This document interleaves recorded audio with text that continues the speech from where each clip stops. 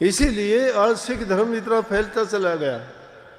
यही सेवा भाव ईसाई मत में है, वो भी फैलता चला गया। हमारे हिंदुस्तान में हिंदू धर्म में अनेकों धर्म फैलते चले गए। धर्मों के नाम गिनती में नहीं आते कितने धर्म बन गए। सब ने अपने अपने ढपली, अपना अपना राग, अपने अपने तरीके, अपने अपने नियम, अपने अपने साधन अलग अलग बना लिए।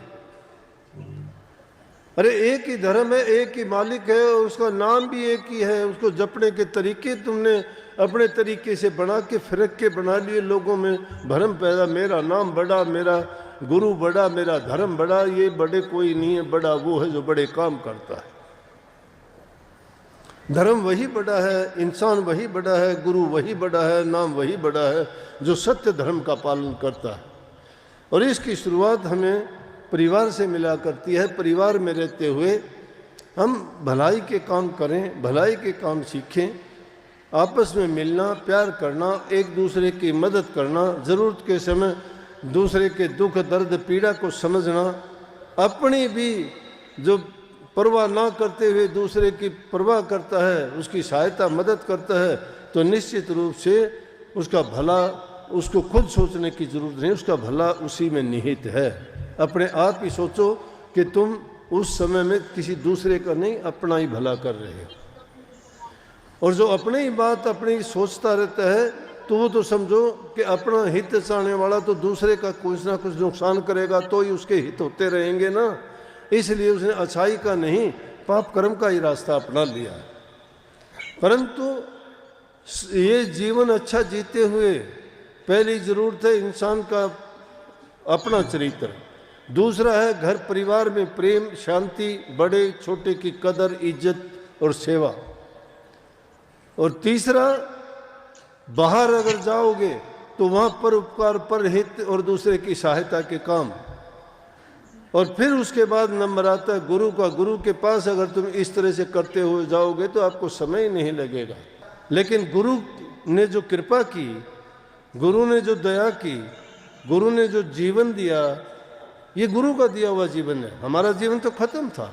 जिस दिन गुरु के घर, गुरु के गर्भ से जिस दिन पैदा हो गए, उस दिन के बाद हम अपने नहीं, अपने माँ बाप के नहीं, अपने गुरु के हो गए। क्योंकि गुरु ने हमें बदल दिया, वो रास्ता छुटवा दिया, वो कर्म करते थे वो छुटवा दिए।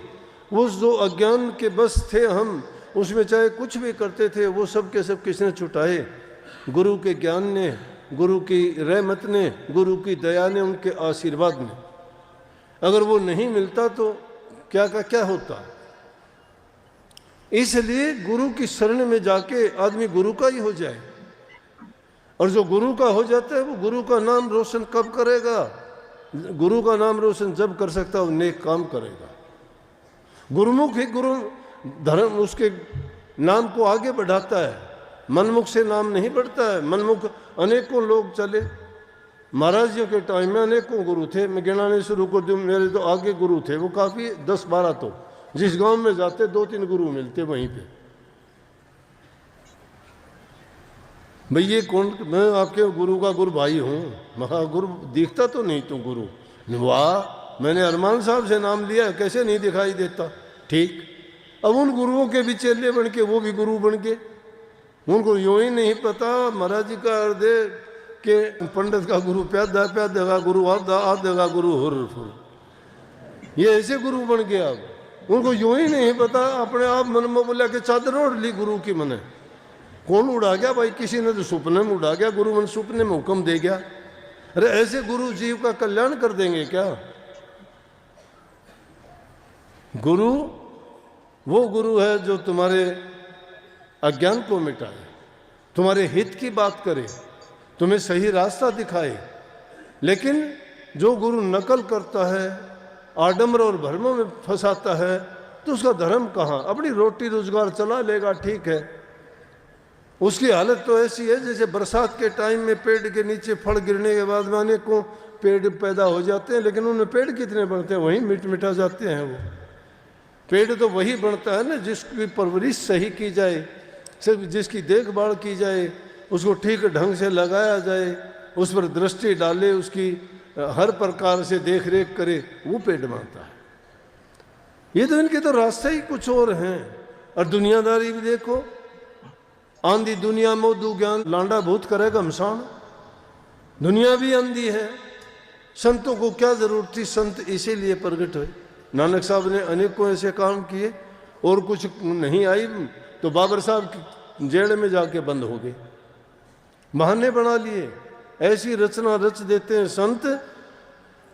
कई स्वामी जी महाराज ने कही है, ये बात अति कर झिनी, संत करावे निंदा अपनी, निंदा चौकीदार बिठाई, कोई जीव ना धसने पाई, कोई जीव होए अनुरागी, निंदा से वो छिन छिन भागी। संतों की अजीब बात, अपनी निंदा खुद करवा लेंगे, ऐसा काम कर देंगे दुनिया की नजर में ये लगेगी कि बड़ा पापी है, ये तो बड़ा जुल्म किया इसने। तो मैं नहीं कहता, अपने सार बचन को देख लेना। लेकिन कोई भागी आदमी समझ जाता है कि ये गुरु की चाल है। कोई जो अनाधिकारी जीव है उनको हटाने का तरीका है ये। कोई जीव हो अनुरागी, निंदा से वो निंदा को नहीं मानता। इसलिए ऐसे तमाशे कर देते हैं कि ऐसी चीज लगा ली जिसके कारण जो अनाधिकारी जीव उनके पास में ही नहीं आएंगे। लेकिन जो जानता है, जिसकी तड़प सच्ची है, जिसको जरूरत है अपनी मंजिल को पाने की, अपने जीवन को संवारने की और इस 84 लाख योनि से छूट जाने की। लेकिन ये जीवन आपका ऐसा है जिस प्रकार से चौपड़ का खेल खेलते हुए और वो शार आके आखिर में अंदर जाने के लिए रुक जाती है। लेकिन वो अंदर कब जाएगी? जब उसका दाव पूरा पड़ जाएगा। जब पूरा दाव पड़ेगा तो अंदर जाएगी, नहीं तो वो फिर पिटेगी और फिर चक्कर उसको पूरा काटना पड़ेगा चौपड़ का। ये 4 गली घर एक है, घर तो एक ही है, मंजिल एक है, लेकिन गली 4 है। 4 प्रकार के जीव इस संसार में, अंडे से पैदा होने वाले, जेर से पैदा होने वाले, मिट्टी पसीने से पैदा होने वाले, पानी से पैदा। अंडज, जेरज, उद्बीज और स्वेदज, ये 4 खानी हैं। 4 खान में 84 लाख योनि के जीव हैं और उनमें सबसे उत्तम इंसान का ही चोला है। और ये इंसान का चोला ऐसे ये पोपर है। अगर इस बार गुरु की खोज करके, नाम की कमाई करके तुमने अपना जीवन सफल नहीं किया तो बेकार चला जाएगा। ये पत्थर पानियों में सिर मारते फिरते हो, कोई कहीं जाता है, कोई कहीं जाता है, क्या मिलता है? वो तो बेचारी मूर्ति तो बोलती नहीं, बना रखी है, अपना आप बना लेते हो कि अरे यूं तो आकाश की तरफ क्या करो। जब बरसात का मौसम होता है, बड़े बड़े बादल होते हैं, किसी की शेर जैसा मुंह बन जाता है, किसी का ऊंट जैसी गर्दन निकल जाती है, किसी का इंसान जैसा रूप बन जाता है बादलों में, तो वो क्या पूजा लायक हो? उनको भी मान ले कि ओह देखो ये वो है। इसी प्रकार से लोगों ने अपने पैदा करके क्या क्या बना लिया। जिस दृष्टि से जिसको देखना शुरू कर दोगे वो वैसा ही बन जाएगा। तो आपकी दृष्टि में दोष नहीं होना, दृष्टि शुद्ध बनाओ। तुम जिस काम के लिए आते हो, तुम्हें अपनी दृष्टि को शुद्ध रख के उस चीज को देखो। तुम्हारी जरूरत, तुम्हें जरूरत है वो देखो, दूसरे की नहीं सुनो। दूसरे का अगर किसी ने अपनी दृष्टि से देखा है, उसकी सोच अलग है, उसका उद्देश्य भी कुछ अलग है। तुम्हारे उद्देश्य से उसका उद्देश्य नहीं मिलता है, इसलिए तुम्हारी एक बात कैसी होगी?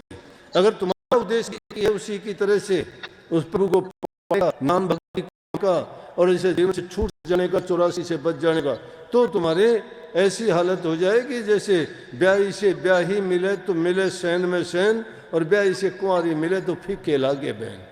अगर ब्याही लड़की से बिना ब्याही लड़की मिल जाए और उससे बात पूछे कि तेरा जीवन कैसा गुजरता है, तेरे पति के साथ तू कैसे रहती है, वो पति का सुख उसको बताएगी, तो कुंवारी लड़की को क्या पता लगेगा। लेकिन अगर ब्याही हुई लड़की से ब्याही हुई लड़की मिलके बात करेगी, वो अपने पति की बताएगी, वो अपने पति की बताएगी, उनको कितना सुख प्राप्त होता है, कितना उनका प्यार है, कैसे जीवन चलता है, उनकी सैन में सैन मिल जाती है। इसलिए तुम्हारे विचार गुरुमुखों के साथ मिलाने चाहिए, मनमुखों के साथ नहीं।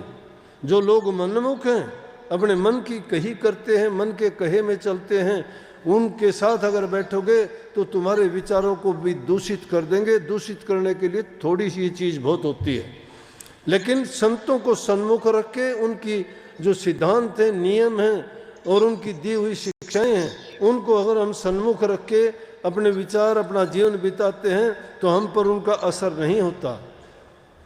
उन बुराइयों का असर नहीं होता। निंदक लोग आदमी को बहका देते हैं।